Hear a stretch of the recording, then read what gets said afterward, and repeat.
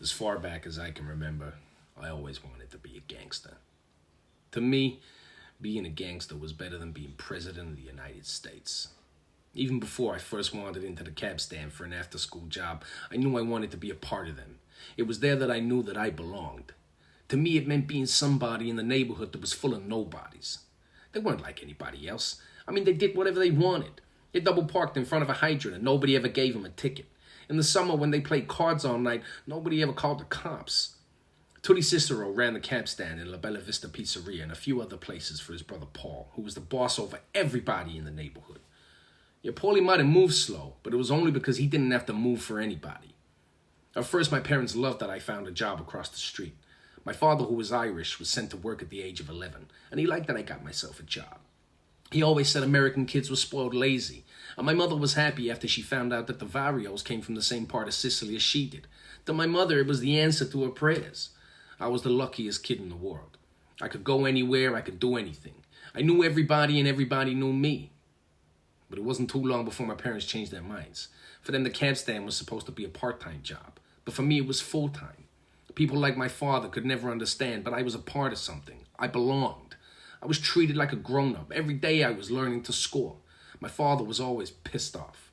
He was pissed that he had to work so hard. He was pissed that he made such lousy money.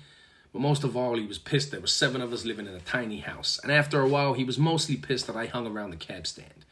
He said they were bums, and that I was a bum. He said I was going to get into trouble.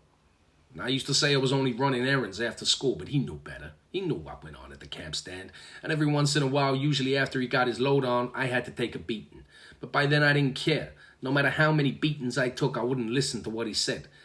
I don't even think I heard him. The way I saw it, everybody has to take a beating sometime, and that was it. No more letters from truant officers, no more letters from school, in fact, no more letters from anybody. How can I go back to school after that and pledge allegiance to the flag and sit through good government bullshit? Hundreds of guys depended on Paulie, and he got a piece of everything they made. It was tribute, just like the old country, except they were doing it in America. All they got from Paulie was protection from other guys looking to rip him off. And that's what it's all about. That's what the FBI can never understand. And what Paulie and the organization does is offer protection for people who can't go to the cops. They're like the police department for wise guys. People looked at me differently. They knew I was with somebody. I didn't have to wait in line at the bakery on Sunday morning anymore for fresh bread. The owner knew who I was with, and he'd come from around the counter no matter how many people were waiting. I was taken care of first. Our neighbors didn't park in our driveway anymore, even though we didn't have a car. At 13, I was making more money than most of the grown-ups in the neighborhood. I had more money than I could spend. I had it all. One day, some of the kids from the neighborhood carried my mother's groceries all the way home for her. You know why? It was out of respect.